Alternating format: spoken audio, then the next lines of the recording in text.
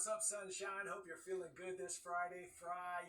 I'm pumped to finish this week strong with you and fuel our minds one more time before we head into the weekend. I'm Coy Wire. This is CNN 10 Security. An issue that persists in the U.S. and security is not having consistent access to enough food to meet one's basic needs. And around the world, the UN estimates that to be the case for 868 million people, with more than one-third of those cases, 342 million people, being severely food insecure. A slight rise from the year prior.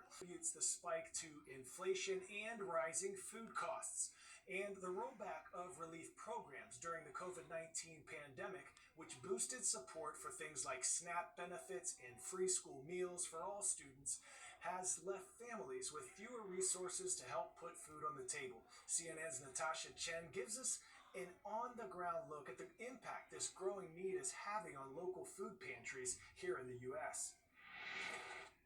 This is a line of people waiting to receive food at a church in time for Thanksgiving. I have to do it. And the way it goes. Chris Merrill has been coming to this Pasadena, California church every week for several years. He never thought he'd need help from a food bank, and he's not alone. I went to a sports game. Lines are getting crazier. We first met Anna Duran 2 years ago when her home in Riverside, California saw inflation at almost 10%. Even though inflation has cooled now to about 2%. Where I have to get up at least, like it's... I make watermelon. Duran still goes to weekly food distributions. 2 years ago, she told us she was turning in recycling and selling jewelry for extra cash while working as a part-time caregiver. I think what we're seeing here in Los Angeles is the cumulative impact of inflation. Food prices are about 25% higher than they were pre-pandemic. Now the unemployment rate has come down. We would expect the demand for food assistance to decrease, but that's not what has happened. Pop quiz hot shot. Which planets in our solar system do not have a natural satellite or astronomical body that orbits them? Mercury and Venus, Venus and Saturn, Mars and Earth, or Jupiter and Neptune?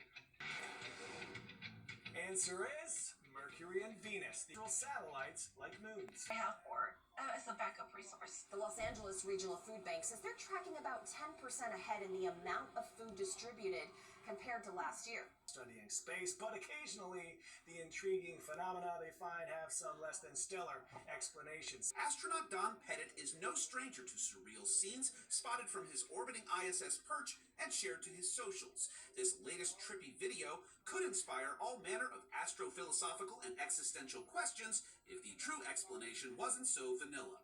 Pettit explained that what looks like cosmic fireflies are actually scores of Starlink satellites glinting and gleaming in the sun as they hover above the Earth. SpaceX has sent thousands of the internet communications satellites into orbit, with even more in the works, sparking a debate. In the meantime, though, hey, they sure are pretty.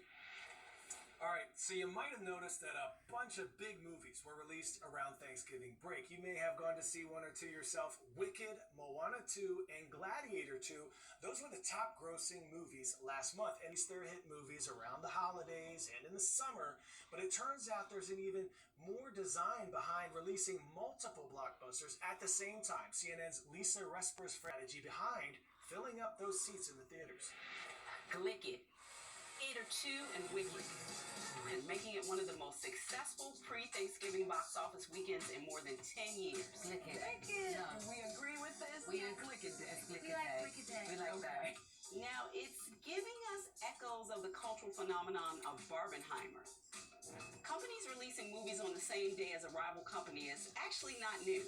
We've seen matching U.S. release dates in the past, but they can also feed off of each other, as we saw with Barbenheimer, allowing social media to do a lot of the marketing for the studios, making people want to be a part of the conversation. And there's an economic aspect too. In the 1930s, the double feature where you'd get to see two selected films with one ticket was created to attract moviegoers during the Great Depression.